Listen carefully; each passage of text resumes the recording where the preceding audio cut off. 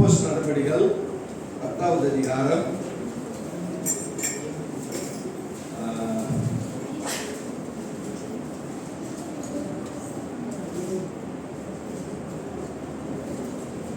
வசனம் 31.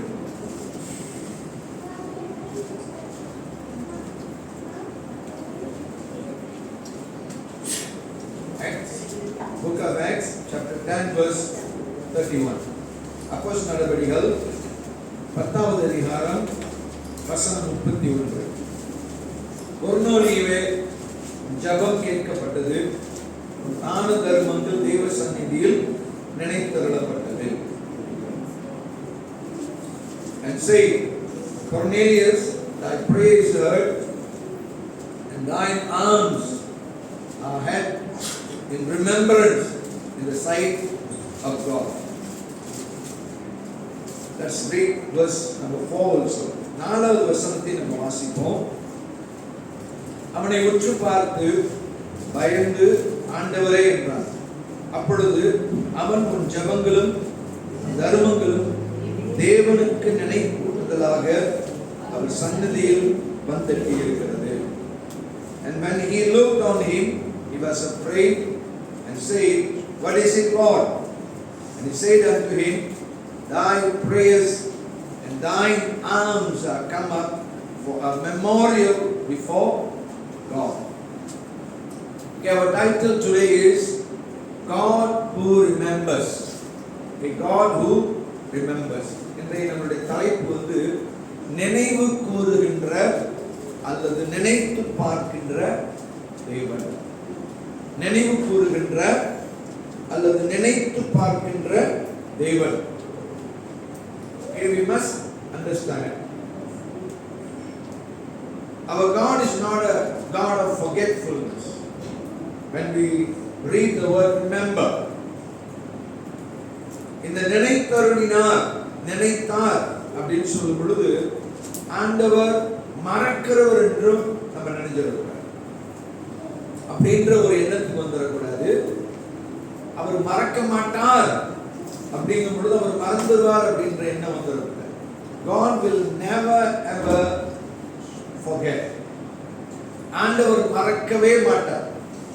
It's not part of God. It's belong to the flesh. மாம்சத்தோடு சம்பந்தப்படுத்தப்பட்ட ஒன்றுதான் மறதி அப்படிங்கிறது.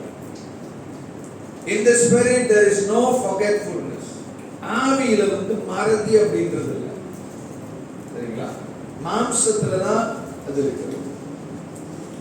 So in the Old Testament if we see,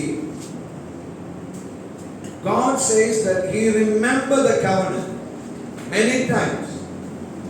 பல வேளைகளில் ஆண்டவர் என்ன சொல்கிறார் என்ற பழைய ஏற்பாட்டில், நான் உடன்படிக்கை நினைவு கூறுகிறவர் அப்படின்னு. Why he says such a statement? Because those who are under the covenant, when they face negative things, circumstances, trials, dangers and problems, they may have questions. So God confirmed them that he still remembers, still focused, still keep an eye on the covenant that he made with them.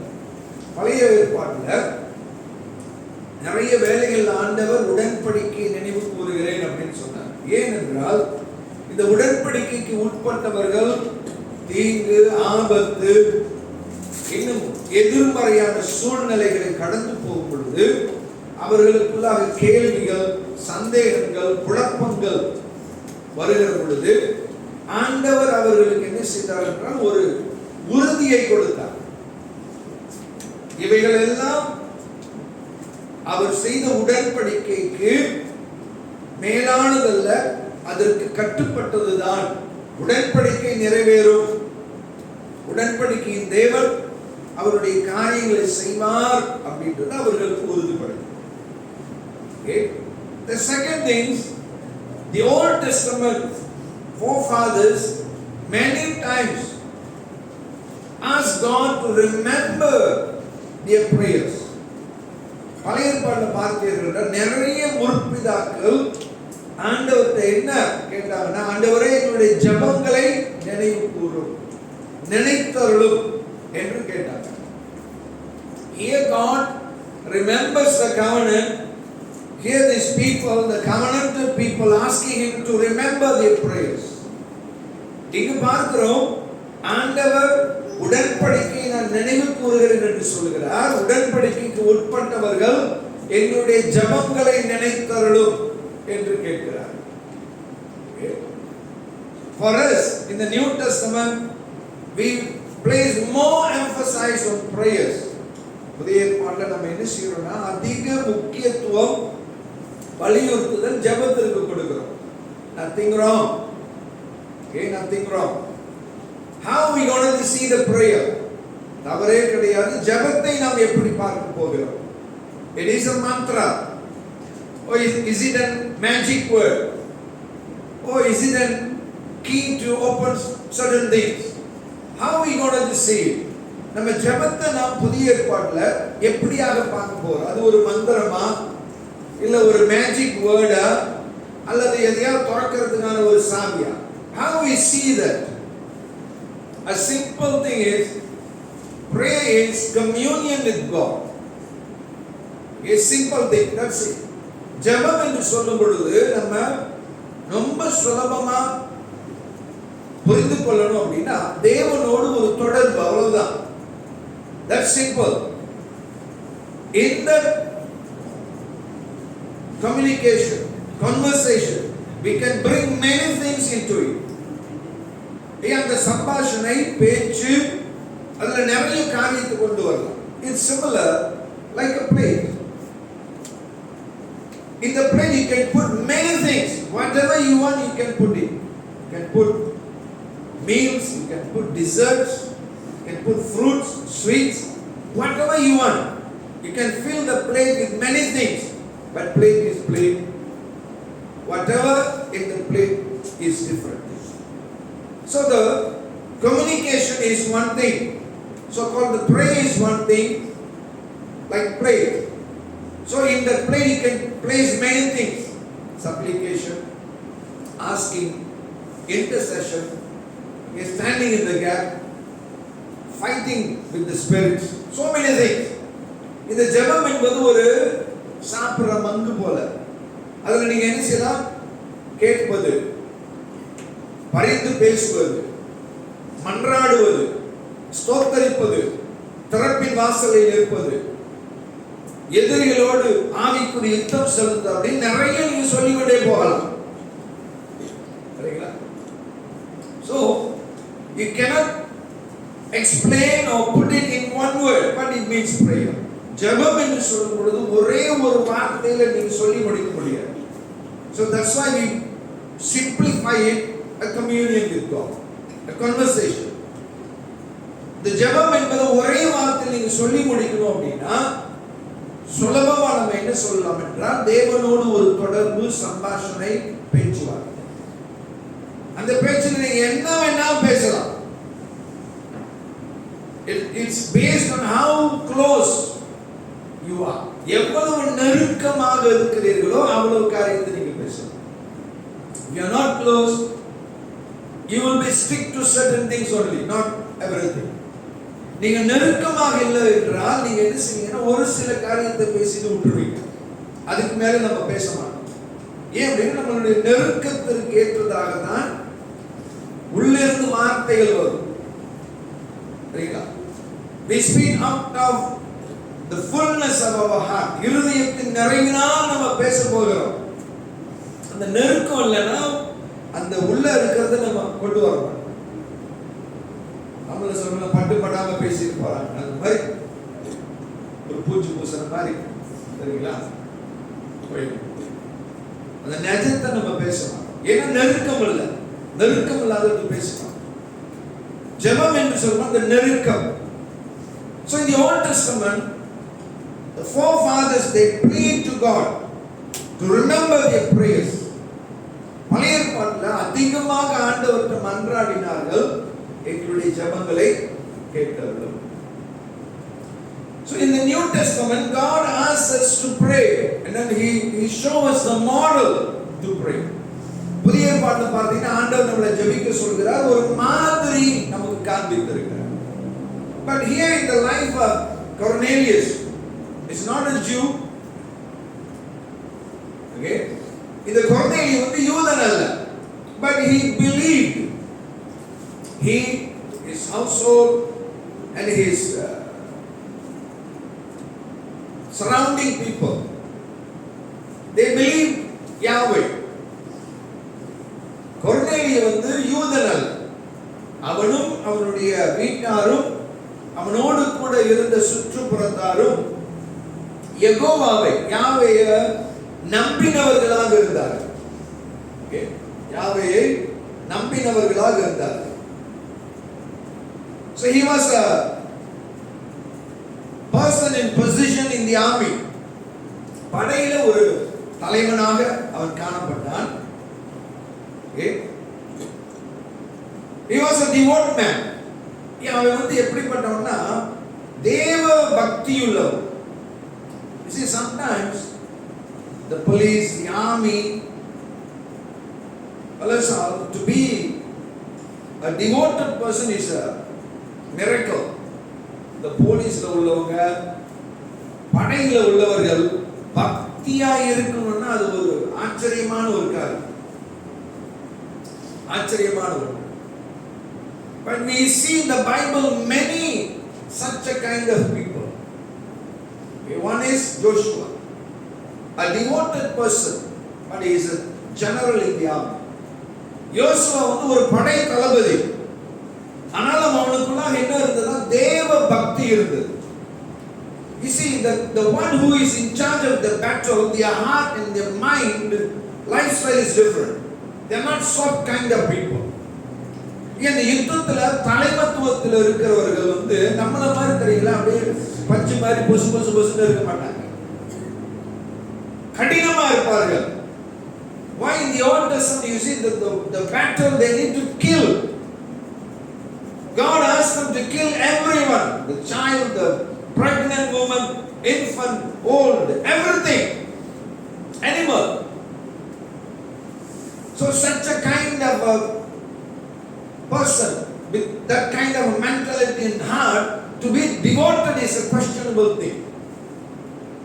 பழைய ஆண்டவர் என்ன சொல்ல, சில ஜாதிகளை முற்றிலுமாக அழிக்க வேண்டும், சிறு பிள்ளைகள், குழந்தைகள், கர்ப்பிணிகள், வாலிபர்கள், முதியோர்கள் எல்லாரும் மிருகங்களை கொன்று போட அப்படின்றார். அப்படி கொல்லணும்ன்ற எண்ணம், அந்த மனம் உள்ளவர்கள் தெய்வ பக்தியா இருக்கணும்னா அது உண்மையிலே தெரியுங்களா ஆச்சரியமான ஒன்று. Because that heart is different. If we give you a live chicken and ask you to cut, I don't know how many of you will cut. இருக்கிற நம்ம எல்லாரும் கோழி சாப்பிடுறோம். கோழினா பிரியம், 7 நாள் கொடுத்தாலும் கொடுப்போம், சாப்பிடுவோம். 7 பெருக்கள் 3 வாட்டி கொடுத்தாலும் சாப்பிடுவோம், அப்படி இருக்கிறோம். சிலர் 7 பெருக்கள் 5 கூட கொடுத்தா முடியும், சிலர் 7 பெருக்கள் 6 கொடுத்தா கூட முடியும். 7 நாள் 6 வேளை, 7 நாள் 3 வேளை, 7 நாள் 5 வேளை கொடுத்தாலும் சாப்பிட்டுக்கிட்டே இருப்போம். ஆனா உயிர் ஒரு கோழியை கொடுத்து கழுத்தாருன்னா ஆரம்பிங்களா? அருமைங்களா? எங்க வீட்டுல நானே தீனி போட்டு, நானே வளர்த்து, நானே அறுத்து, நானே சமைக்கலாம் சொல்லியிருக்கேன். துண்டு அழகா போட்டு கொடுப்பேன். நான் அந்த மாதிரி மனசு இல்லை, நினைக்க செஞ்சுக்கிட்டே இருக்கிறேன் அப்படின்னு. எனக்கு அந்த மென்டாலிட்டி இருக்கு இல்லையா? சொந்த வீட்டில் உள்ள கோழியை வளர்த்து, வாங்கோழி வெட்டியிருக்கேன், ஈத்த வெட்டியிருக்கிறேன், அப்புறம் டர்க்கி வெட்டியிருக்கேன். வளர்த்து நாங்களே வளர்த்து கூப்பிட்டா முடியாது, அதையே வெட்டி அதையே சாப்பிட்டுருக்கோம். என்ன பாஸ்டர் வளர்த்து வெட்டி சாப்பிட்டீங்களா? உங்களுக்கு எல்லாம் ஒவ்வாது. அதான் you see the mentality is different. Okay, the mentality is different. அந்த சிந்தனை எண்ணங்கள் வித்தியாசம். Okay, அந்த சிந்தனை எண்ணங்கள் வந்து வித்தியாசம். So here this man is a man of war. இந்த மனிதன் யுத்த மனுஷன், ஆனால் ஆண்டவர் சொல்கிறார், கர்த்தருடைய வார்த்தை சொல்கிறது, தேவ பக்தி உள்ளவன், தேவ பக்தி உள்ளவன். See, that's why The world says there is water in the stone. Okay? உலகம் சொல்றது கல்லுக்குள் ஈரம் அப்படி. எத்தனை பேர் கேட்டிருக்கீங்க? படம் பார்த்தீங்கன்னா உங்களுக்கு தான் தெரியும். படத்துல ரொம்ப பாய். அதனால தான் நீங்க படம் பார்க்கணும். சரிங்களா? கல்லுக்குள் ஈரம் வாங்க. Similar to that, even though he was a man of war, he has a different kind of a spirit where he devoted himself. ஒரு வித்தியாசமான ஒரு ஆவி அவனுக்கு இருந்தது. யுத்த மனுஷனாக இருந்தாலும் ஜெபிக்கின்ற ஒரு மனிதனாக. And then another character we see that he feared God with all his house. இன்னொரு ஒரு சிறந்த காரியம் பார்த்தீங்கன்னா தன் வீட்டார் அனைவரோடும் தேவனுக்கு பயந்தவனுமாய் இருந்தது. Is not a person who able to control the army, but he is able to control his home, his household. ஒரு படையை மட்டும் கையாளக்கூடிய, கட்டுப்படுத்தக்கூடிய, வழிநடத்தக்கூடிய, ஆளுகை செய்யக்கூடியவனா மட்டும் இல்ல, குடும்பத்தை ஆளுகின்றவனாக இருந்தான். Many a time you see the powerful leaders, when you go to their home, they will be queen control.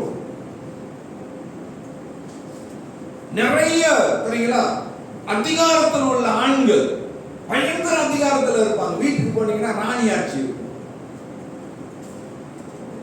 Okay, நீங்க பாக்குறீங்களோ இல்லையா? நிறைய பார்த்திருக்கேன். The wife says something, he will be no shivering, that's it. He will be like that, fearful. இந்த அவ்வளவு அதிகாரத்தில் இருப்பார் வெளியே. ஆனா வீட்டுக்கு போயிட்டு அவங்க மனைவி அப்படின்னா அந்த நடுக்கம் தான் இருக்கு. அப்படியே ஒரு மாதிரி நிற்பார் பயந்து. அப்படிலாம் இருக்கிறாங்க. But this man not like that. He was a man able to control his house, a man who can bring them into fear of God. இந்த மனிதன் ஒரு வித்தியாசமான மனிதனாக, குடும்பத்தை தேவனுடைய பயத்திற்குள்ளாக கொண்டு வரக்கூடிய மனிதனாக இருந்தார். See, when there is the fear of God, you will have wisdom. உங்களுக்கு தெய்வ பயம் இருக்கும் என்றால் என்ன வரும்? ஞானம் வரும். Wisdom is you will put into practicality all the knowledge you have. That's wisdom. ஞானம் என்றால் என்ன தெரியுங்க? உங்களுக்கு இருக்கின்ற எல்லா அறிவையும் செயல்முறைக்கு கொண்டு வருவது. All of us have a lot of knowledge, but bringing it to life, to experience, to practicality, we don't have wisdom. நம்ம எல்லாரும் எல்லாம் இருக்குது, ஞானம், அறிவு எல்லாம் இருக்குது. ஆனா அதை எப்படி செயல்முறைக்கு கொண்டு வருதுன்னு தெரியாது. See, many of us we know they that seek the Lord will have everything. No lack. நம்ம எல்லாருக்கும் தெரியும் கர்த்தரை தேடுகிறவர்களுக்கு எந்த ஒரு நன்மையும் குறைவுபடாது. Not knowing alone, you need to bring it into practicality. You need wisdom. கர்த்தரை தேடுகிறவர்களுக்கு என்ன நன்மை இருக்கும் குறைவுபடாதுன்றது நிஜமா மாறணும்னா அந்த அறிவை நீங்க என்ன செய்யணும்? ஞானத்தினால் செயல்முறைக்கு கொண்டு வர வேண்டும். How we have this wisdom? By fearing Him. How we have knowledge? By seeking Him. By seeking knowledge. அறிவு எப்படி வரணும்? அறிவை தேடணும். ஆண்டவர் தேடும் பொழுது அறிவு கிடைக்கும். ஞானம் எப்படி கிடைக்கும்னா தேவனுக்கு பயப்படும் பொழுது ஞானம் வரும். It's all like intertwined. இதெல்லாம் ஒரு கோர்வை மாதிரி ஒண்ணுக்குள்ள ஒண்ணு கொத்து இருக்கும். You break one, gone. ஒன்ன முடிச்சாலும் போச்சு. எல்லாம் கோர்வையாக இணைந்து இருக்க வேண்டும். So this man, he able to, okay, he is a man who able to bring the household to fear God. வீட்டில் உள்ள எல்லாரும் தேவனுக்கு பயந்தவர்களாக இருக்க செய்தார். And then one more thing, He gave much alms to the people. தானம் தர்மம் பண்ணக்கூடியவனா இருந்தான். உதவக்கூடிய மனது. See, an army fellow helping heart. படையில் இருக்கிறவன் உதவக்கூடிய மனது. I don't know you all browse Facebook or not. I don't know how. நீங்கள Facebookல பார்க்கறீங்களா இல்லையான்னு தெரியல. 2 weeks ago, many a times you can see in the Facebook they will upload videos where the traffic police will help people to cross, and then whatever fall on the road and then they collect it and remove it. This kind of videos they upload. Why? It's something peculiar. It's not normal thing for police for it to do. That's why they upload it. நீங்க Facebookல பாத்தீங்கன்னா கொஞ்ச நாளா வந்துட்டே இருக்குது. என்னன்னா இந்த traffic police வந்து வயசானவங்க நின்னுட்டு இருப்பாங்க, மோட்டர் நிப்பாட்டிட்டு அவங்க ரோடு தாண்டி விடுறது, அப்புறம் ஏதாவது கொட்டி கிடக்கும் அதை அள்ளுறது, மண்ணு கொட்டி இருக்கு அதெல்லாம் கூட்டி தள்ளுறது, அப்புறம் எண்ணெய் ஊற்றி இருக்கு அங்கே போய் மண்ணை பண்ண அந்த கொட்டி முடுறது மாதிரி வீடியோலாம் அப்படியே அப்லோட் பண்ணிக்கிட்டே இருப்பாங்க. ஏன் தெரியுங்களா? அதெல்லாம் நடந்துராதது நடக்கிறதுனால தான் அப்லோட் பண்றாங்க. நடக்கிறது யாரும் அப்லோட் பண்ண மாட்டாங்க. சரிங்களா? நடக்கிறது யாரும் அப்லோட் பண்ண மாட்டாங்க. திடீர்னு ஒண்ணு நாங்க ஒரு இன்ஸ்டாகிராம், என்ன அந்த Instagram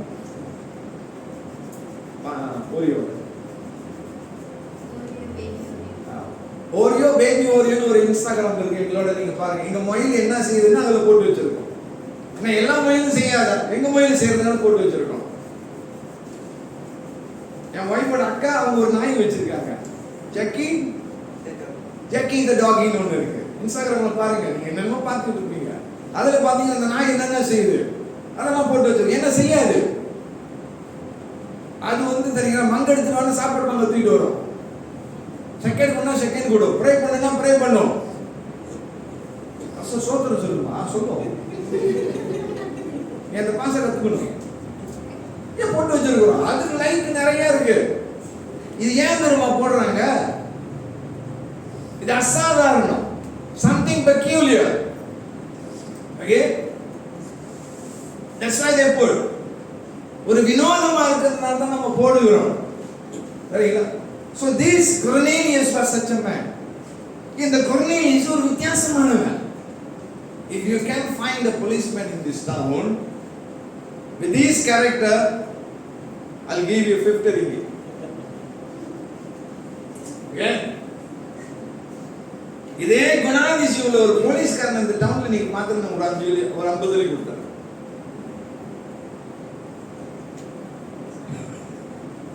If you bring, I will tell about it. I know many policemen here. ஏன் நிறைய போலீஸ்காரன் எனக்கு தெரியும். நீங்க வருவாங்கள ஒருத்தர் இந்த மாதிரி குணம் உள்ளவன. Very hard to find. I think so many years ago, 20 years ago, there was one Christian policeman in this town.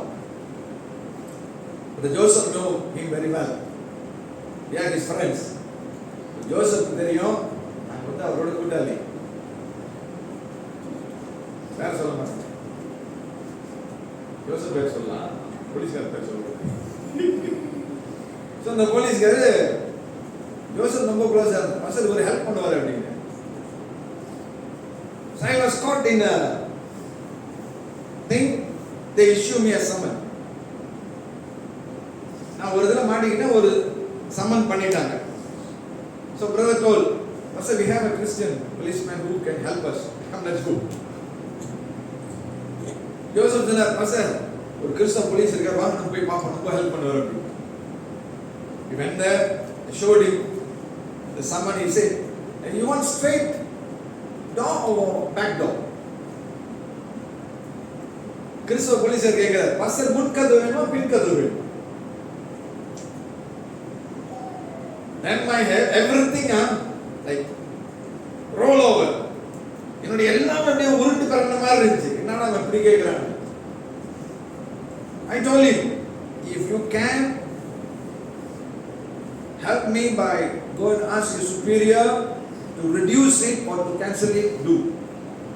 If cannot, leave it.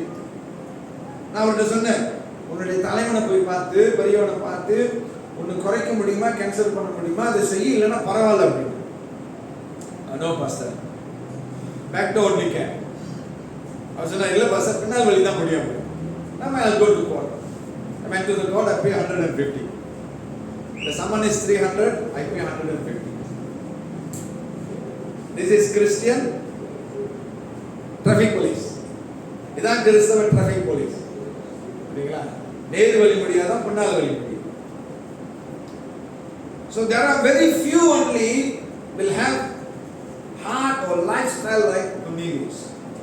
The கொர்நேலியை போல மனம், நடத்தை, உள்ளங்கள் ஒரு சிலர் தான் கொண்டிருப்பாங்க, எல்லாரும் இருக்காது. Okay, a man able to lead his family, குடும்பத்தை நடத்தக்கூடிய ஒரு மனிதன், spiritually, ஆவிக்குரிய ரீதியில். And then he even have the spiritual thirst and hunger, ஒரு ஆவிக்குரிய பசி தாகம் உள்ள ஒரு மனிதனாக இருந்திருக்கிறான். Pray to God always. தேவனை நோக்கி, எப்பொழுதும் தேவனை நோக்கி ஜெபம் பண்ணி கொண்டிருந்தார். You see, in the New Testament, God says through Apostle Paul, pray always.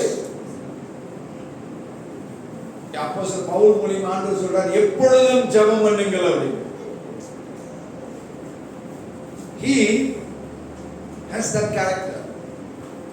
A heathen, ஒரு புறஜாதியானுக்கு, கிறிஸ்தவங்களுக்கு இருக்க வேண்டிய குணாதிசயம், எப்பொழுதும் ஜெபிப்பானா.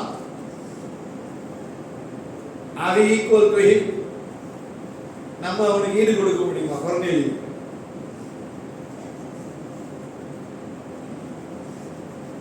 because he was a prayerful man, God said, I remember your prayers. அவன் ஜெப ஜீவியம் உள்ளவனாக இருக்கிறதுனால, ஜெப வாழ்க்கை நிறைந்தவனாக இருந்ததுனால ஆண்டவர் சொல்றார், உன்னுடைய ஜெபங்களை நான் நினைவு கூறுகிறேன். Many times we may think, did God hear my prayer? Did God listen my prayer? Did God understand my prayer?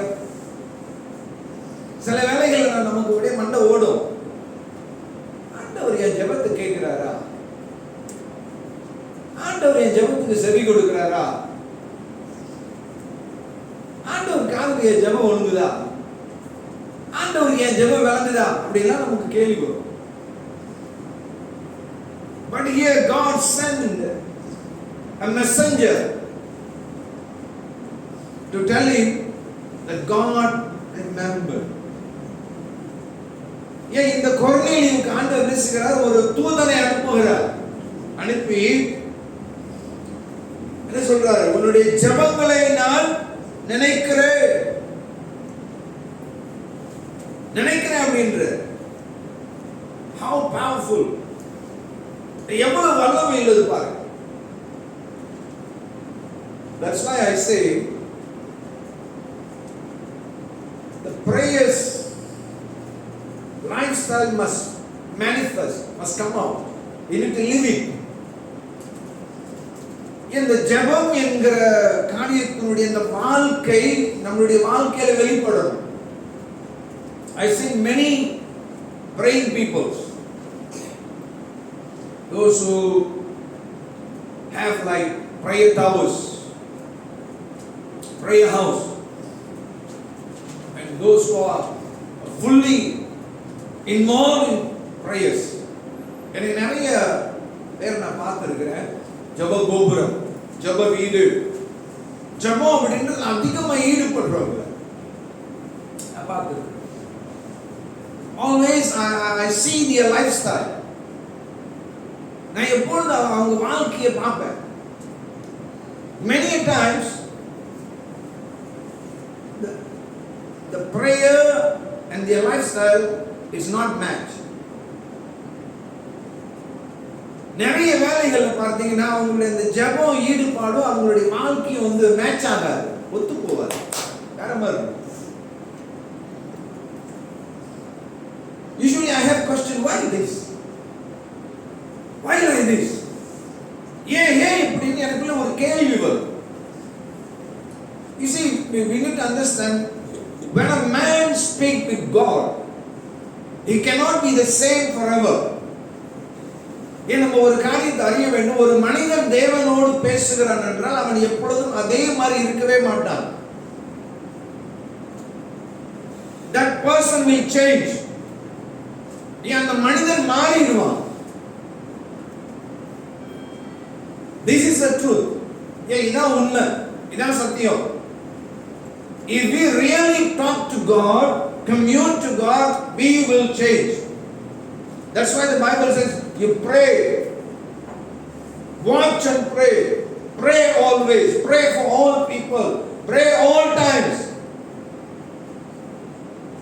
நீ பைபிள்ல பாருங்க, ஆண்டவர் சொல்ற விழித்திருந்து ஜெபம் பண்ணு, எல்லாருக்கும் ஜெபம் பண்ணு, எப்பொழுதும் ஜெபம் பண்ணு. ஜெபத்துல தரித்திரம் ஏன் தெரியுங்களா? It's a process of transformation. மறுரூபப்படுத்துவதுடைய ஒரு வேர் அல்லது அஸ்திபாரம் தான் ஜெபம். தான் ஜெபத்தின் வாயிலாக நம்ம மாற முடியும். ஒரு மனிதனோட சேர பழக பேச நம்ம மாற போறோம். As we close, as we fellowship, as we speak, as we commune, as we communicate with Him, we got to change. Without that, we cannot change. தேவனோடு உறவாடாம, ஐக்கியப்படாம, நெருங்கி வராம, பேசாம, பழகாம நம்ம மாறவே மாட்டோம். We may think we change. நம்ம நினைக்கல நம்ம மாறிட்டோம். Sometimes we ourselves will give testimony about our character, lifestyle and everything. சில வேளையில் தெரியும், நம்ம சொல்லுவோம், நம்மளை குறித்தே நம்ம புகழா சாட்சி சொல்லுவோம். அது தெரியுங்களா? நான் ரொம்ப மாறிட்டேன், இந்த மாதிரி இல்லை அப்படின்னு. Even Jesus, like he says, I won't testify about myself. My Father in the Spirit, in the Word will testify. We become more to Jesus. நம்ம இயேசுவுக்கே பெரியவர்களா பார்க்க. இயேசு என்ன சொல்ற? நான் என்னை குறித்து சாட்சி சொல்ல மாட்டேன். That's why he said, you are my witness. அந்த இயேசு என்ன சொல்ற? நீங்கள் என்னுடைய சாட்சி, நான் இல்ல, நீங்க தான்.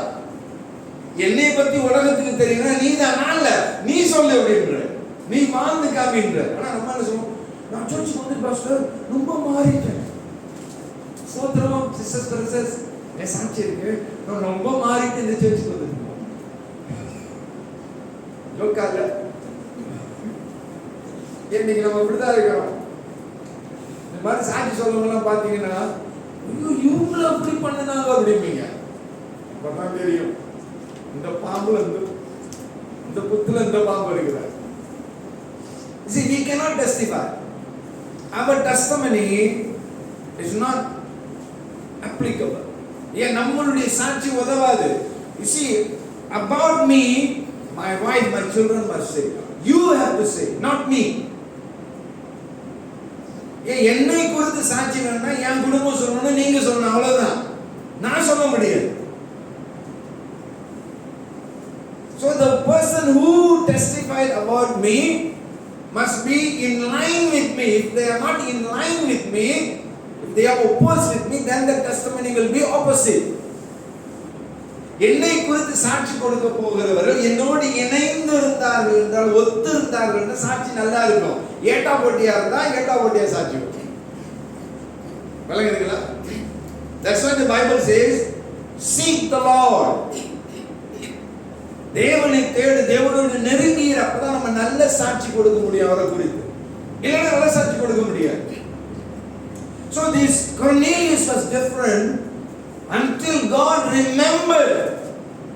That means he says, I am keeping an account about your prayers. அப்படின்னா என்ன அர்த்தம்னா, ஆண்டவர் சொல்றாரு, உன்னுடைய ஜெபங்களை குறித்து நான் கணக்கு வைத்திருக்கிறேன், நான் மறக்கல, என்னுடைய நினைவில் இருக்குது அப்படின்ற. You see, this person in public he is a officer in a high rank. பொது இதுல அவர் ஒரு உயர்ந்த பதவியில் இருக்கிறார். In home he is a good leader, leading them in spiritual things. குடும்பத்தில் ஒரு நல்ல தலைவனாக குடும்பத்தை ஆவிக்குரிய ரீதியில் நடத்துகிறார். சரிங்களா? ஆவிக்குரிய ரீதியில். And then to the outward he is a helper to many. வெளியில உள்ளவர்களுக்கு உதவக்கூடிய ஒருத்தரா இருக்கிறார். You see his lifestyle. அவருடைய வாழ்க்கையை பாருங்க. ஒரு உயர்ந்த பதவியில இருக்கிறாரு, குடும்பத்தை சரியா செய்யறாரு, உதவுகிறார். Not just pray alone.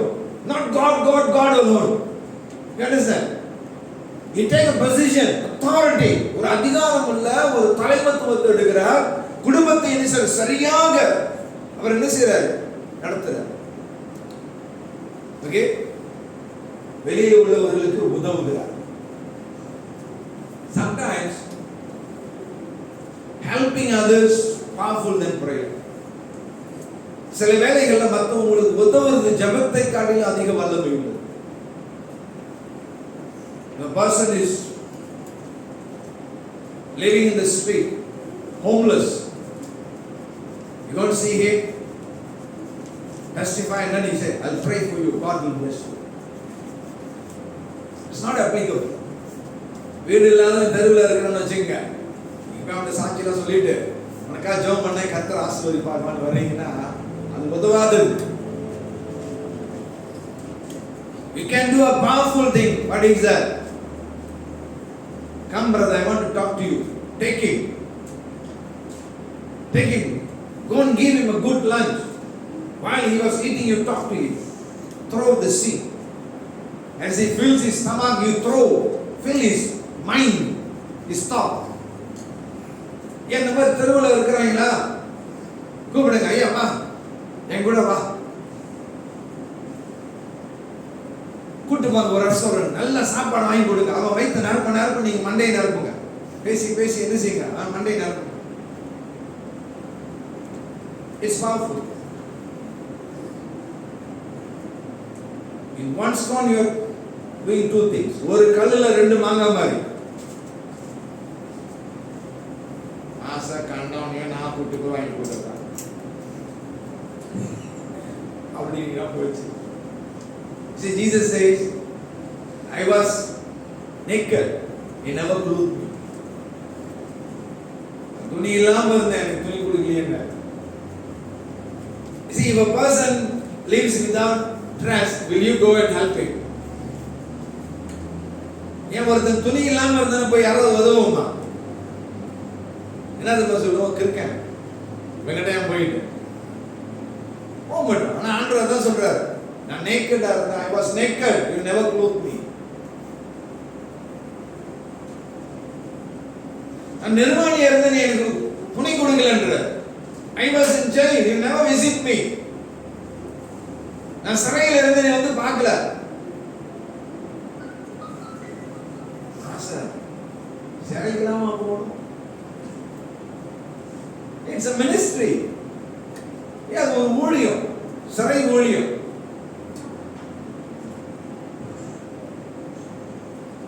See, this man is a different man. You see, if God wanted to remember us, it must be something special. ஆண்டவர் நம்மளை நினைக்கணும்னா அது வந்து ஒரு வினோதமான, விசித்திரமான, ஆச்சரியமானதா இருக்கு. You see, if you read in the book of Exodus, God remembered them and they cried. யாத்திராமத்தில் பார்த்தீங்கன்னா இந்த ஜனங்கள் அடிமைத்தனத்தில் எபிரேயர்கள் என்ன சொல்லுவாங்கன்னா, ஆண்டவர் நோக்கி கதறுவாங்க, மன்றாடும். கடைசி ஆண்டவர் சொல்லக்கூடிய கதறுதலை நான் என்னுடைய சமூகத்துக்கு எட்டுனது நான் நினைவு கூறுகிறேன் அப்படின்றார். He remembered the covenant that he made with Abraham. So in order to God to remember, it must be something different from others. ஆண்டவர் நினைக்கணும் அப்படின்னா மற்றவைகளை காட்டிலும் இந்த வினோதமானதாக, வித்தியாசமானதாக இருக்க வேண்டும். So God touched Cornelius. You see, something great happened in this day, in this event. ஒரு மாபெரிய விசேஷித்த காரியங்கள் நடக்குது. You see, he is a Gentile, but God is sending Peter to him.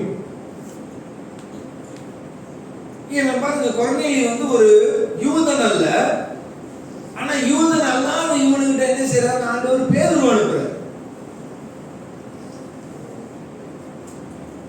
See, God chose Peter to minister to the Jewish people. God chose Paul to minister to the Gentiles. ஆண்டவர் என்ன செய்யறாருன்னா, பேதுரு வந்து நீ யூதர்களுக்கு ஊழியம் செய்ய தேர்ந்தெடுத்தார், பவுல் வந்து நீ புறஜாதியார் யூதர் அல்லாதவர்களுக்கு ஊழியம் செய்ய அழைத்தார். ஆனா இங்க பாக்குறோம், யாருக்கு அழைத்தாரு அங்க அனுப்பாம யாருக்கு அழைக்கலையோ அங்கதான் அனுப்புறாரு. Why? Because God is fulfilling the promise that He made to Abraham. ஆண்டவர் என்ன செய்கிறார் என்றால், ஆபிரகாமுக்கு செய்த அந்த ஒரு உடன்படிக்கை அல்லது அந்த ஒரு வாக்கை என்ன செய்கிறார், இங்கே நிறைவேற்றுகிறார். You see, in the promise that He gave to Abraham, He said one thing about the Gentiles. ஆபிரகாமுக்கு ஆண்டவர் அந்த வாக்கு கொடுக்கும் பொழுது புறஜாதியார் யூதர்கள் அல்லாதவர்களை குறித்து ஒரு வார்த்தையை அங்கு பேசுகிறார். Genesis 12 chapter 3 chapter 12 verse 3. ஆதியாகமம் 12:13 12:3 Genesis 12:3 ஆதியாகமம் 12:3.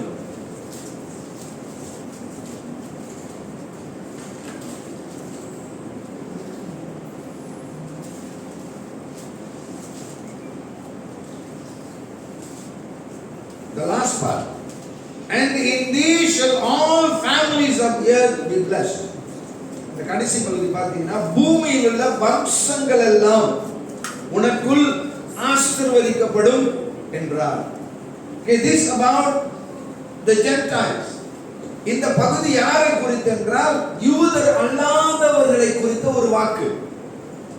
சரிங்களா? யூதர் அல்லாதவர்களை குறித்து. You see, it's God pre-planned that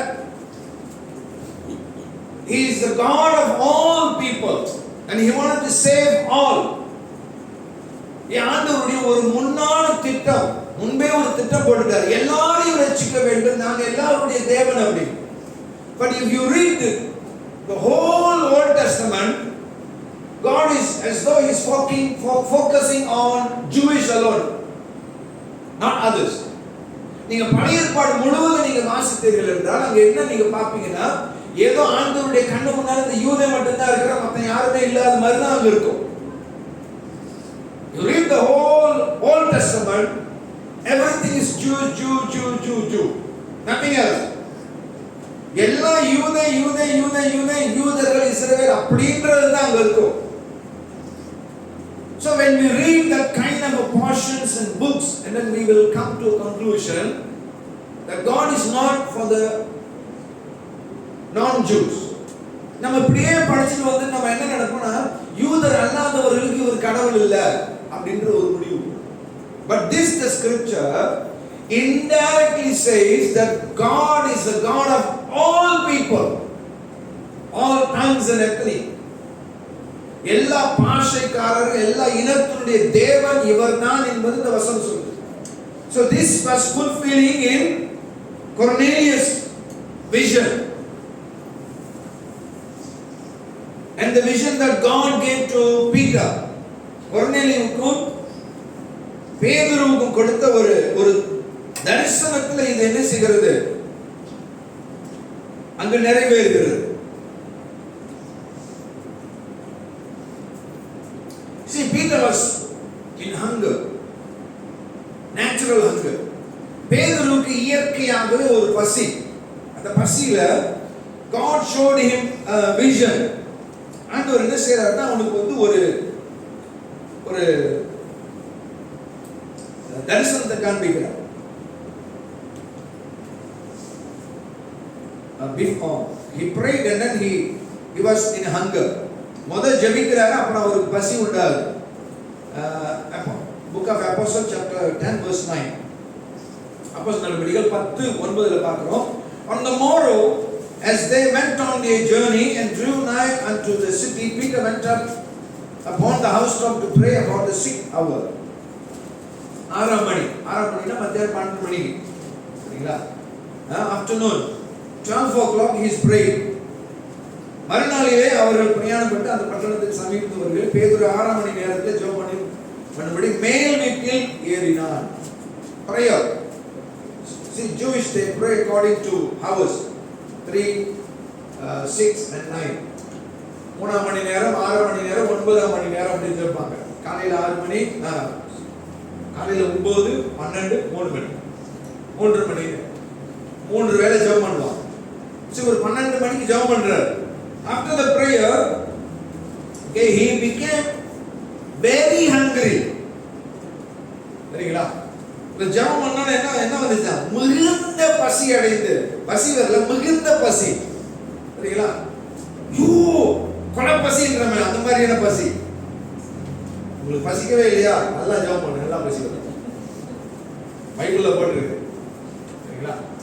சிலர் சொல்லுவாங்க பசியே எடுக்க மாட்டேங்குது பாஸ்டர், சாப்பிடணுன்ற ஆசையே இல்லை பாஸ்டர். நல்லா ஜெபம் பண்ணுமா? ஐயா ஜெபம் பண்ணு, நல்லா சாப்பிடுவேன். பைபிள் தான் போட்டுருக்கு, பொய் இல்லை. பேதுரு ஜெபம் பண்ணா மிகுந்த பசி, சாதாரண பசி இல்லை, மிகுந்த பசி. அந்த மிகுந்த பசியில நமக்கு என்ன தெரியும்? என்னன்னு ஆசை சொல்லுங்க. If you have real hunger, your mind will say what? Eat this, eat that, everything. உண்மையா இல்லையா? நீங்க உபவாசம் எடுக்கிறப்ப தெரியுங்களா, அப்பதான் ஊடாகும். பட்டப்புறம் ஸ்மெல் வரும் மாதிரி இருக்கும். நண்டு கறி வரும், அப்புறம் ஆட்டு கறி வரும். எல்லாரும் அப்படியே நாக்கு எப்படி தெரியுங்களா, எச்சி ஊறும். சரிங்களா? அங்க உபவாசம் ஒரு பக்கம் போக அங்க ஜொல்லு ஒழுகிட்டு இருக்கும். ஏன்னா அந்த அகோர பசியில இந்த உடம்பு என்ன செய்யும்? இன்னும் அது திங்கலாமா அப்படியே இது பண்ணும். ஒரு நாள் ஒரு காஞ்சதுக்கு. சரிங்களா? அந்த மாதிரியான ஒரு நேரத்தில் இருக்கிற ஆண்டவர் பாரு ஒரு தரிசனத்தை காமிக்கிறார். சரிங்களா? தரிசனத்தை காமிக்கிறார். Verse 12. Wherein were all manner of four-footed beasts of the earth and wild beasts and creeping things and fowls of the earth. And there came a voice to him, rise, Peter, kill and eat.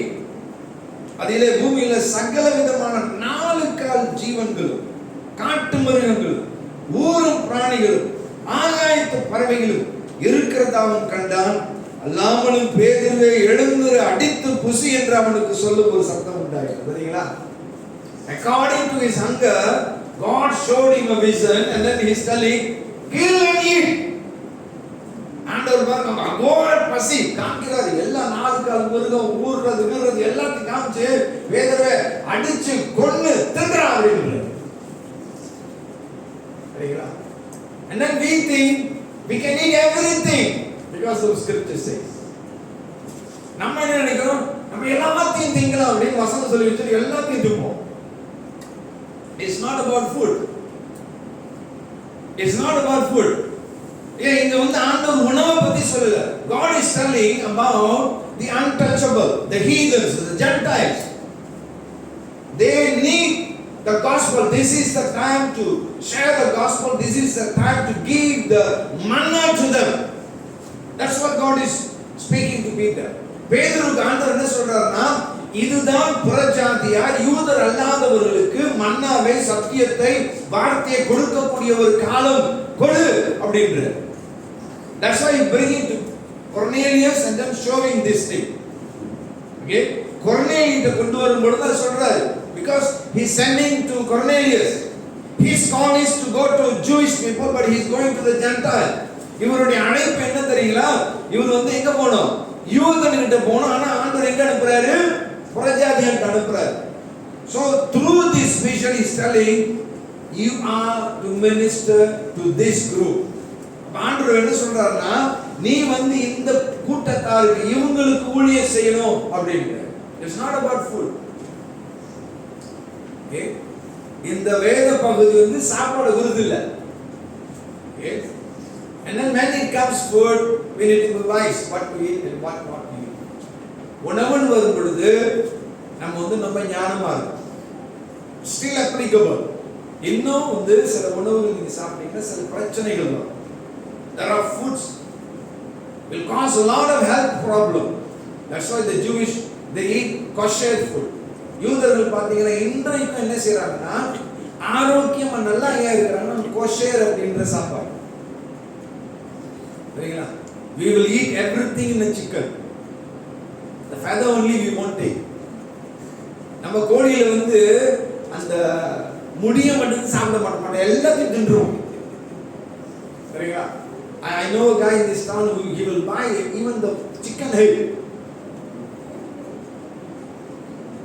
இந்த டவுன்ல வந்து நாமல ஒருத்தர் இருக்கிறார், wealthy man, நல்ல காசு இருக்கு. He buy chicken in the shop that I buy. He will take the head also, chicken head.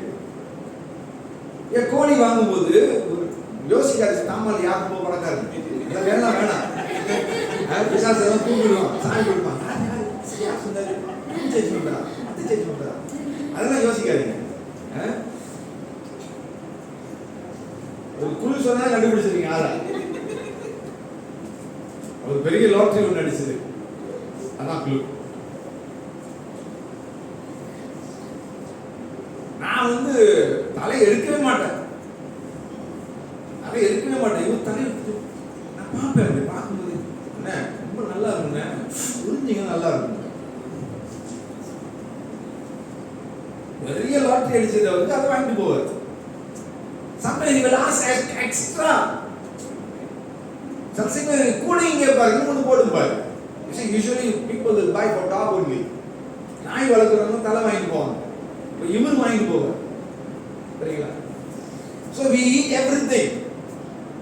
Even the intestine also we eat.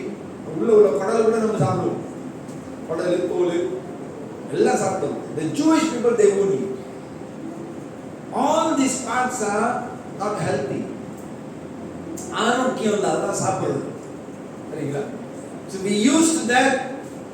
Teach also it won't profit anything. நம்ம அப்படியே சாப்பிட்டு பழகிட்டவங்களுக்கு சொன்னாலும் பிரயோஜனப்படாது. அதனால போ அனுபவி விட்டுற வேண்டாம். யூ டு யூ கனா அப்படின்னு விட்டுற வேண்டியதான். சொல்லுங்களா? So this scripture portion is about reaching the unreached, the heathen. ஆதாயப்படுத்தப்படாத அந்நியர்களை ஆதாயப்படுத்துதல் அப்படின்றத நம்ம என்ன செய்றோம், அங்க நம்ம பார்க்கிறோம். You see, and then the whole family was saved. இந்த முழு குடும்பமும் ரட்சிக்கப்பட்டு கர்த்தருக்குள் வருகிறது. ஓகே, கர்த்தருக்குள் வருகிறது. So God will remember every prayer that we pray. ஆண்டவர் நம்ம ஜெபிக்கின்ற ஒவ்வொரு ஜெபங்களையும் நினைவு கூறுவார். So don't lose heart. சோர்ந்துராதீங்க. பாஸ்டர், நான் எவ்வளவு தான் பாஸ்டர் ப்ரே பண்றது? Some in their problem they will ask this question to me. சிலர் அவங்க கடந்து போற அந்த கடின பாதையில தெரியல, நான் எவ்வளவு தான் பாஸ்டர் ஜெபம் பண்றதுன்னு கேட்பாங்க. But I tell you, keep on now until it opens. தொடர்ந்து நீ தட்டிக்கிட்டே திறக்கப்படும். That's what the Bible says, persistent prayer, விடாப்பிடியான ஜெபம். In the widow, she go and ask justice to the leader. அந்த ஒரு விதவை என்ன செய்றா, அந்த தலைவன்கிட்ட போய் நியாயம் கேட்கிறா. So that fellow, this lady always coming persisting me. So he gave an answer.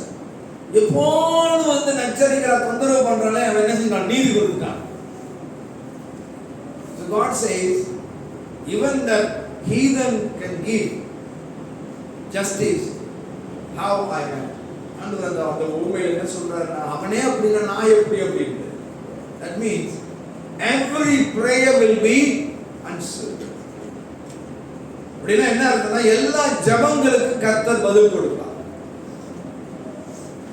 That means go and today pray, Lord, give me one big palace in Sumasipur. ஆனா நீ வீட்டுக்கு போயிட்டு ஆண்டவரே சுமாசிப்புல ஒரு பெரிய ஒரு மாளிகை எனக்கு கொடுக்கும், அந்த மாதிரி ஜெபம் பண்ண. கண்டதையும் ஜெபம் பண்ணிட்டு கண்டதும் கிடைக்கும் நினைக்காதீங்க. First it is your need, your family need, related to you and to your family need. That's the most important. பிரதானமா என்ன தெரியுங்களா? உங்களுக்கு புரியதா இருக்கும், குடும்பத்துக்குரியதா இருக்கும், அது ஜெபம் பண்ணி கிடைச்சது. தேவைகள், not your desires. ஆசை ஆசை will take time. God will consider. ஆண்டவர் வந்து என்ன செய்வாருன்னா பாப்பாரு, கொடுக்கலாமா கொடுக்க கூடாது, ஆனா தேவைகளை சந்திப்பார். That's what the scripture says. Our God shall supply all our needs. நம் தேவன் நம் தேவைகள் எல்லாவற்றையும் சந்திக்கிறார்.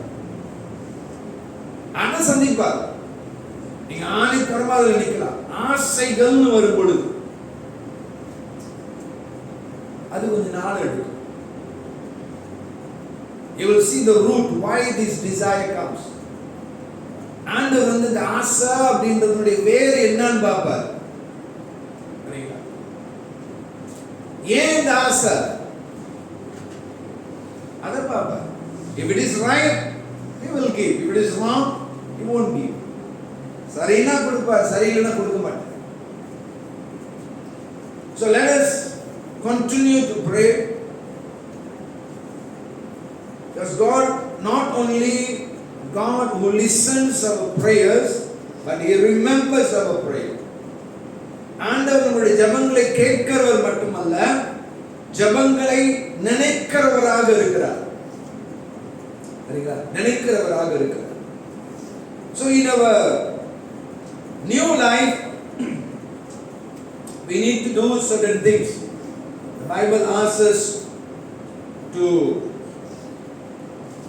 remember the creator. இந்த பைபிள்ல பார்த்தீங்கன்னா சிருஷ்டிகரை நினை அப்படின்னு வேதம் சொல்லுகிறது. இந்த யூத்ஸ், சிறு பிள்ளைகள், வாலிபர்கள் ஆண்டவர் என்ன சொல்றாருன்னா, வாலிப வயதுல சிருஷ்டிகரை நினை. God remembers our prayer, God remembers the covenant, but he is asking the youth to remember the creator.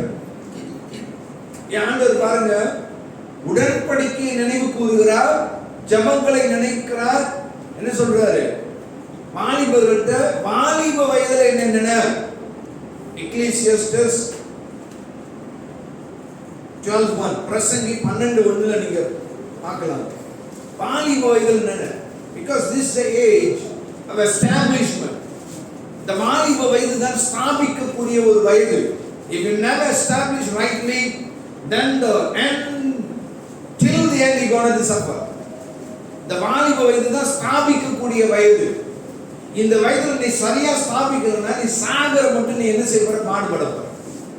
அதுக்கு தான் ஆண்டவர் என்ன சொல்றாருன்னா, சிருஷ்டிகரன் என்ன. So the youth life is a life of vibrant and strength. துடிப்பும் ஆக்கமும் பலனும் உள்ள ஒரு வயது தான் வாலிப வயது. So if you never remember the creator, you will misuse it.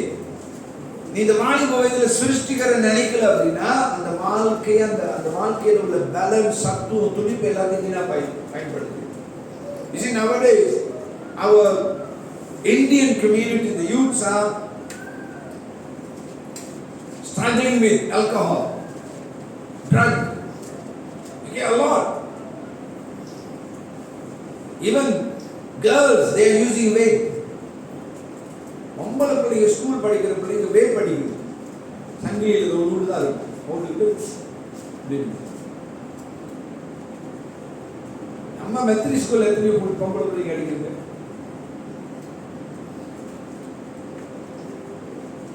Young girls using vape.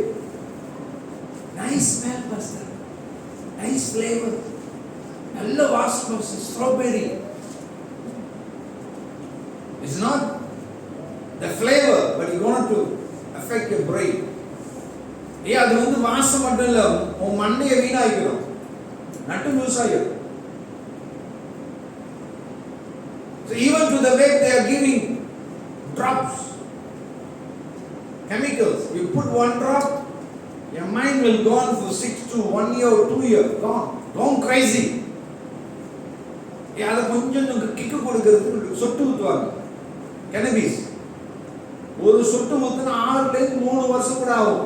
6 மாசத்துக்கு 3 வருஷம் இது தெளிவாகும். பக்கா கிறுக்க மாதிரி செய்வாங்க. In Indians a lot nowadays, they call it chemical drugs. Very dangerous. If they start in 20 years, they won't reach 40 years. 20 வயசுல மாட்டினாங்கன்னா 40 வயசுல பிடிக்கவே மாட்டான். பார்க்கணும்னா கட்டிய செல் தான் பார்க்கணும். This is the truth. So that's why the youths, you need to remember your creator. If not, the craziness will lead you to this kind of destruction. வாலிபர்கள் வாலி வயதை நீங்க கர்த்தரை நினைக்கலன்னா இந்த விதமான கோமாளி கூத்துக்குள்ள போய் உங்களை விட்டுரும். Okay? So this modern pastor style. இது மாடர்ன் இல்ல, ஸ்டைல் இல்ல. It's a trap of the devil. பிசாசுக்கு ஒரு பெரிய கண்ணி உன்னை அழிச்சிருவான். You see, kingdom of God is not eating and drinking. It's not what goes through here. இந்த உலகம் தேவ ராஜ்யம் ஆவிக்குரிய வாழ்க்கை வந்து இந்த வாயில நுழையிறது இல்ல. வலங்குல. It's not that. That's not the true happiness. இந்த வாயில போறது இதெல்லாம் வந்து உண்மையான சந்தோஷம் நினைக்காது. சாப்பிட்டா அதை சாப்பிட்டா இதை குடிச்சா அதை குடிச்சா இதை இருக்கா அதை ஐயா அது இல்ல. உண்மையான சந்தோஷம்ன்றது என்ன தெரியுங்களா? தேவன் கொடுக்கின்ற வார்த்தை மூலமாக தேவ பிரசன்னத்தில், அதுதான் உண்மையான சந்தோஷம். So நீ அதை வாலிப பிள்ளைகள் அதை அறியணும். You need to know that. It's not what you going to smoke, not what you going to drink. No. ஏன் நீங்க என்னத்தை இழுக்க போறீங்க, எந்த புகையை விட போறீங்க, அது இல்ல. அது உங்களை கொண்டு போய் தள்ளிடும். Even you can't control your brain. உங்களுடைய அறிவை நீங்களே கையாள முடியாது. Because you are in uncontrollable situation. You end up there and after that you won't even can control it. ஏன் நீங்க இப்பயே கண்ட்ரோல் பண்ண முடியாம அதுல விழுந்து அதுல இருந்து எப்படி வெளியே வருவீங்க? அதை விட மோசம். If you allow the Spirit of God, He will build within you the discipline, self-control. It's a fruit. ஆவியானவருக்கு நீங்க இடம் கொடுத்தீங்கன்னா ஆவியின் கனி இச்சை அடக்கம், ஒழுக்கம், கட்டுப்பாடு, நன்னறி உங்களுக்குள்ளாக வரும். எப்படி அதெல்லாம் இல்லாம வாழ்றது? 21ஆம் நூற்றாண்டு பாஸ்டர் அதெல்லாம் இல்லாம எப்படி இருக்குது? ஒரு மாதிரி பாப்பாங்க சார். இப்ப ரெண்டு மாதிரியே பாக்குறாங்க. If you concerned about what others think, what others will going to say, you're going to spoil your life. வாலிப பிள்ளைகள் மத்தவங்க என்ன நினைப்பாங்க, மத்தவங்க என்ன சொல்லுவாங்கன்னு நினைச்சீங்க அப்படின்னா உங்க வாழ்க்கை வீணா போகுது. For you God is important because He is your Savior, He is your Creator. வாலிப பிள்ளைகள் சிறு பிள்ளைகளுக்கு தேவன் முக்கியம். அவர்தான் உங்களை சிருஷ்டித்தவர், அவர்தான் உங்களுடைய இரட்சகர். இதுல நீங்க உறுதியா இருக்கு. All these are tracks. If you read the Ecclesiastes, he says it's wind, it's air, it's nothing. இந்த பிரசங்க படிச்சீங்கன்னா அவர் சொல்றாரு எல்லாம் காத்து மாயை, ஒண்ணுமே இல்லை. You see, who wrote this warning is King Solomon. A man of wisdom, a man with great wealth, spoiled his life. சாலமோன் ராஜா இந்த எச்சரிப்பை கொடுக்கிறார். அதிக ஞானம் உள்ளவன், அவன் மாதிரி செல்வாக்க யாருமே இருந்ததில்லை. அவ்வளவு பணம் உள்ளவன் வாழ்க்கையை வீணாக்கிட்டான். வீணாக்கிட்டு கடைசியா வார்னிங் கொடுக்கிறார், என் வாழ்க்கை தான் போச்சு, நீங்களாம் ஒழுங்கா. You see a beautiful lady, he will marry her. Not normal beauty, queens, princess. சும்மா தெருவில் சுத்துற அழகானதுல இல்ல, ராஜகுமாரத்திகள். அழகுதா? ராஜ ராஜகுமாரத்தி அப்படிப்பட்டவங்கள ஒரு ராஜா தெரியாது, சும்மா கண்டதையும் கல்யாணம் பண்ண மாட்டாங்க. You see, a king won't simply fall. You see, if you see the story of Esther, they do facial and everything for 6 months for the king to see her and to receive her. Esther முக அழகு உடல் அழகு எல்லாம் செய்யறதுக்கு என்னென்னத்துல போட்டு குளிப்பாட்டி இதை தேய்ச்சி அதை தேய்ச்சி 6 மாசம் ப்ரிப்பேர் பண்ணாங்களாம். ராஜா முன்னால ஒட்டி காமிச்சு அவர் சூஸ் பண்றது யார ராணியா எடுக்கலாம். இதான் ராஜா. சும்மா போறது தெருவில் போறதுங்கிறது அந்த அழகுலாம் பார்க்க மாட்டாங்க. அழகுன்னா அவங்க அழகே வேற. நம்ம பார்க்குற அழகுன்னா சகப்பா இருக்கணும், குச்சி மாதிரி இருக்கணும், நீட்டா தொங்கணும் முடி அப்படி பண்ணாங்க. ஐயா அவெல்லாம் இதுக்கெல்லாம் லோவி போய் வர மாட்டானுங்க. The kings in the Bible they won't attract to this kind of beauties. Their beauty is different. That's why you read the book of Esther. 6 months to prepare. 6 மாதம் என்ன சாப்பிடணும், என்ன பூசணும், என்ன தடவணும் அப்படின்னு இது பண்ணி கொண்டு வந்து பார்த்தோம். இவன் வேண்டா அப்படின்றாரு. சரிங்களா? ராஜா வஸ்தியை துரத்து விட்டுட்டு உங்களை எடுக்கிறாரு. இப்ப சும்மா சாலமோன் சும்மா கண்டதை கல்யாணம் பண்ணல. அவர் கல்யாணம் பண்ணது அவ்வளவு அழகு உள்ளவர். அழகுதா? அவர் தான் வார்னிங் கொடுக்காரு. பார்த்து என் தோல் சாப்பா இருக்குன்னு போயிடாத, முடி நீட்டா இருக்குன்னு போயிடாத, குச்சி மாதிரி இருக்கு. என்ன குச்சி தெரியாது பார்த்து. These are the trend nowadays. சரிங்களா? சார் சுத்தப்பா குச்சியா நீட்டா முடியா பொண்ணு பாரு, சோறு போடுவோம். அதான் சோறு போடும் பார்த்துக்கிட்டே இருந்தா வவுறு நம்பிடும். ஐயா வாலிபர் இந்த மாதிரிலாம் இது பண்ணிடாதீங்க.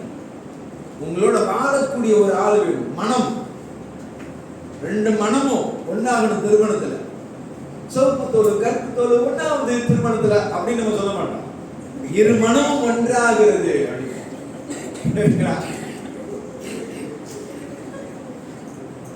ஐயா தோலெல்லாம் பார்க்காதீங்க. நானா சிவப்பு தான் சின்ன பிள்ளைல.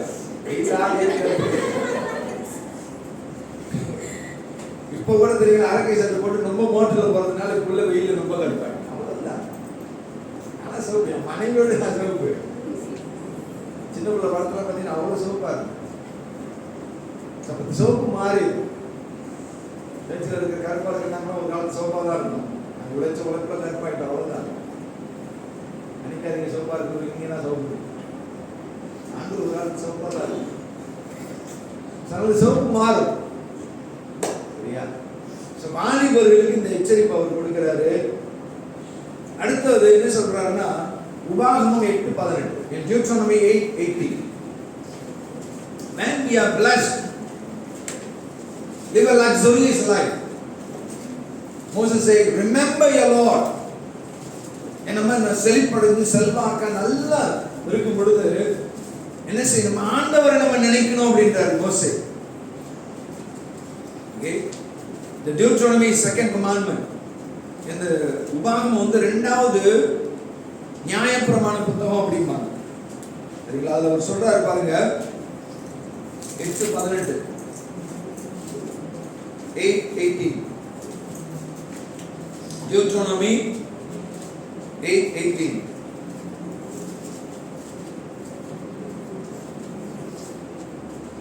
You have to read from 17 and 18. And thou say in thine heart, my power and the might of mine hand hath gotten me this wealth. But thou shalt remember the Lord thy God. For it is he that giveth the power to get wealth, that he may establish his covenant which he swore unto thy fathers as it is this day. In சாமர்த்தியமும் என் கை பலனும் இந்த ஐஸ்வர்யத்தை எனக்கு சம்பாதித்தது என்று நீ உன் இருதயத்தில் சொல்லிக் கொள்ளாமலும் இருக்க எச்சரிக்கையாயிருந்து உன் தேவனாகிய கர்த்தரை நினைப்பாயாக.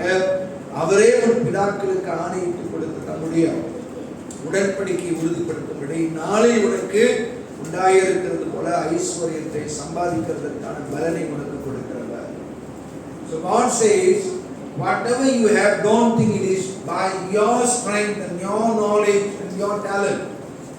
It is me. Remember that, he says. யார் என்னது சொல்றாரு? என் பலம், என் அறிவு, என்னுடைய திறமையினாலும் இப்படி வந்துட்ட, சம்பாதிச்சுட்ட, சேர்த்துட்டேன் இருக்கு அப்படின்னு நினைக்காத. நான் என்றது நினைப்பு. In times when we have everything, forget it is from God. சில வேலைகளுக்கு நமக்கு எல்லாம் வந்து சேர்ந்த உடனே சரிங்களா, ஆண்டவர் மறந்துடும். ஆண்டவர் கொடுத்தாருன்ற எண்ணம் வராது. I seen many. They think it's them. நாங்கதான் அப்படின்ற எண்ணம். Don't allow that. Don't allow. Because if we allow that God is the giver, then He will direct us what to do with them. ஆண்டவர் தான் எனக்கு எல்லாத்தையும் கொடுத்தாருன்னு நீங்க நினைச்சீங்கன்னா ஆண்டவர் உங்களை வழி நடத்துவார். அதை வச்சு என்ன செய்யணும்? If we think that it's ours, then we will keep it. We won't allow others to guide what to do with them. நான் தான் என்னுடைய நீங்க நினைச்சீங்கன்னா மற்றவர்கள் அதை எப்படி வழி நடத்தணும், என்ன செய்யணும்ன்ற ஆலோசனை கொடுக்க நம்ம இடம் கொடுக்க மாட்டோம். See, God wanted to bless us and to bless others. ஆண்டவர் நம்மை ஆசீர்வதித்து மற்றவர்களையும் ஆசீர்வதிக்க விரும்புகிறார். That's why when He gave the law to the Israelites, He gave many laws that related to others. ஆண்டவர் இஸ்ரவேலருக்கு நியாயப்பிரமாணத்தை கொடுக்கும் பொழுது நிறைய பிரமாணங்கள் மற்றவர்களுக்கு உதவக்கூடியதாக கொடுத்திருந்தார். That's why Ruth, when she went to the harvest field, she received a lot of grains. அதைத்தான் நம்ம ரூத் புத்தகத்தில் பார்க்கிறோம். ரூத் என்ன செய்வாங்க? போவாசுடைய நிலத்துக்கு போயிட்டு என்ன செய்வாங்க? நிறைய தானியங்கள் கிடைக்கும். God told to the Jewish, when you harvest, leave it some, let it fall, don't collect everything. யூதர்களுக்கு ஆண்டவர் என்ன கற்றுக் கொடுத்தாரு? நீ ஒரு நிலத்திலேயோ உன்னுடைய என்ன ஒரு விவசாயத்தில் அறுவடை செஞ்சாலும் கொஞ்சத்தை என்ன செஞ்சிரு? கீழே விட்டுரு, கீழே உள்ள வச்சிரு. Even fruit trees, when they pluck, they will leave it some. Until now, they will leave it some. இன்றைய வரைக்கும் யூதர்கள் கடைபிடிக்கிறாங்க. விவசாயமாக இருக்கட்டும், பண மரங்களாக இருக்கட்டும், அறுவடை செய்யும்போது கொஞ்சம் விட்டுட்டு போயிடுவாங்க. But Boaz says, you leave more. ஆனா போவாஸ் என்ன சொல்றாருன்னா கொஞ்சம் கூட போட்டு போங்கடா அப்படின்றாரு. Even Naomi, she says, how come you got so much? Naomi ஆச்சரியப்பட்டு கேக்குறாங்க. ஏன்னா Naomi ஏற்கனவே பொறுக்கி இருக்கிறாங்க. அதனால தான் அவங்களுக்கு தெரியும் எவ்வளவு கிடைக்கும்னு. அப்ப Naomi கேக்குறாங்க, என்ன இவ்வளவு இருக்குது அப்படின்னு. அப்பதான் சொல்றாங்க, போவாஸ் ஒரு நிலம் அப்படின்னு. ஓ, அவரை நம்ம சொன்னதா அப்படின்னு என்ன செய்யணும்? அழகா லைன் போட்டு நம்ம போய் பாஸ்டிக்ல படுத்து அவங்களே மனைவியாங்க. சரிங்களா? இதான் வயசானவங்களோட டெக்னிக். சரிங்களா? ஆனா நீதி நியாயமான. So this is how God, He will bless you, so He bless those who are in need. ஆண்டவர் நம்மளை ஏன் ஆசீர்வதிக்கிறார் தெரியுங்களா? தேவைகள் உள்ளவங்களை ஆசீர்வதிக்கிறார். நல்ல ஒரு பாடம் என்னன்னா போவாஸ், ரூத். போவாஸ்க்கு எல்லாம் இருந்தது, ஆனால் என்ன செய்யறாரு? நெற்கதிரில விட்டுட்டு போறாரு. ஏன் படிச்சு பாருங்க, கொஞ்சம் நஞ்சம் இல்லை, நிறைய எடுத்துட்டு வந்தாங்களாம். எத்தனையோ நாள் அவங்களுக்கு தேவைப்படக்கூடியது ஒரே நாள் அவங்களுக்கு கிடைச்சிருச்சு. ஏன் அப்படின்னா கூட கொட்ட சொல்லிட்டாரு, போட்டுட்டு போங்கடா. இதான் தேவனுடைய குணம். தேவனுடைய குணம். நம்ம எங்க விதைக்கிறோம், எங்க கொடுக்கிறோம் அப்படின்றத ஆண்டவர் நினைவுல வைத்திருப்பார். So allow God, let Him remember good things about us. ஆண்டவருக்கு இடம் கொடுப்போம். ஆண்டவர் நம்ம கிட்ட ஒரு நல்ல காரியங்கள் நினைக்கட்டும். Continue to pray. I'll tell you, we will remember our prayers. He will answer it. நம்முடைய ஜெபங்களை நினைப்பார், பதில் கிடைக்கும். Don't lose up. சோர்ந்து போயிடாது. We can't pray alone. Get somebody. ஒன்னியா ஜெபிக்க முடியல, யாரும் ஒருத்தரை தேடு. We need prayer partners. ஜெப பங்காளிகள் நமக்கு தேவை. ஜெபிங்க. கர்த்தர் பலன் கொடுக்கிறவர், பதில் கொடுக்கிறவர், அவர் ஆவலாக நம்முடைய ஜெபங்களை கேட்கிறவர். And learn to hear his voice too. ஆண்டவருடைய சத்தத்தையும் கேட்பதற்கு பழகுங்க. Don't wait for voice to hear through these ears. இந்த காதுல கேட்கிற சத்தத்துக்காக வெயிட் பண்ணாதீங்க. You will hear inside within you. You will have thoughts. You will have visions or pictures like that. Many ways God can talk, even through the scriptures. வசனத்தின் மூலமா பேச முடியும். உள்ளத்தின் ஆழத்திலிருந்து ஒரு குரல், உள்ளான குரல், நினைவுகள், எண்ணங்கள், கனவுல காட்சிகள், அது பல முறைகளில் பேச முடியும். Sometimes it's just within that you will know. இது எப்படிங்கிறது உங்களுக்கு தெரியும், உங்களுக்கு கலங்கும், உங்களுக்கு புரியும். இல்லைங்களா? You see, sometimes even in my life, you see, one of our neighbor, they are sick. எங்க வரிசையில் ஒருத்தவங்களுக்கு வியாதி. நான் பார்த்தேன், என்ன உடம்பு மெலிஞ்சிருக்குது அப்படின்னு. ஸோ எனக்குள்ள என்ன ஒரு எண்ணம் வந்துச்சுன்னா அவங்களுக்கு கேன்சர் அப்படின்னு. ஆண்டவர் சொன்னார், சொல்ல மாட்டேன், என்னுடைய ஆவியில ஆவியானவர் அதை இது பண்ணார். சரி, மனைவி சொன்னேன், பேசி பாரு என்னன்னு கேட்டு பார்த்தா அதே மாதிரி அவர் கேன்சர். ஆண்டவர் வந்து ஒளியனே வீட்டு வரிசையில் இருக்கிற வீட்டில் உள்ளவருக்கு கேன்சர் அந்த மாதிரி சொல்ல மாட்டேன். விளங்குதுங்களா? ஏன்னா நீங்க நெருக்கமா வந்துட்டீங்கன்னா பல விதத்துல சொல்லலாம். சரிங்களா? நெருக்கமா வந்துட்டீங்க, சொல்லுங்க, கண்ணிலேயே பேசிக்கிறீங்களே அப்படிமா. கேள்விப்பட்டீங்களா இல்லையா? கண்ணிலேயே பேசிக்கிறீங்க. அதான் அந்த நெருக்கம் தான். நெருக்கம் இல்லைன்னா நீங்க கண்ணை பண்ணி என்ன கண்ணை உருட்டி காமிக்க என்னாச்சு கண்ணு கொள்ளாத அப்படின்றது. அந்த நெருக்கம் இருந்தாலும் தெரியும். சில வீட்டுக்கு போனா இப்படிம்பாங்க, கொஞ்ச நேரத்தை தெரியும். கண்ணுலயே எப்படி தேனை காமிப்பாங்க தெரியல. சரிங்களா? தலைவனா அப்படிம்பாரு, எப்படினாலே போதும், அந்த சைக்கிளே தெரியும். அப்படிம்பாரு, கவுக்கவா போன்ற வாசலுக்கு. ஏன்னா சொன்ன ஆண்டவர் பேசுவார், எல்லாத்தையும் பேசுவார். எல்லாத்தையும் நினைக்காதீங்க, வெறும் ஆவிக்குரிய தான் பேசுவார். எல்லாத்தையும் பேசுவார், எல்லாத்தையும். இடம் கொடுப்போம். கர்த்தர் இந்த சிறப்பான ஒரு வாழ்க்கை கொண்டு போக முடியும். நம்ம சிறப்பாக இருக்கணும், மற்றவர்களுக்கும் இந்த சிறப்பை கொடுக்க முடியும். நம்ம மற்றவர்களை ஆசீர்வதிக்கணும். அதான் ஆம்பரனுடைய ஆசீர்வாதம். அதுல பங்குள்ளவர்களா இருப்போம்.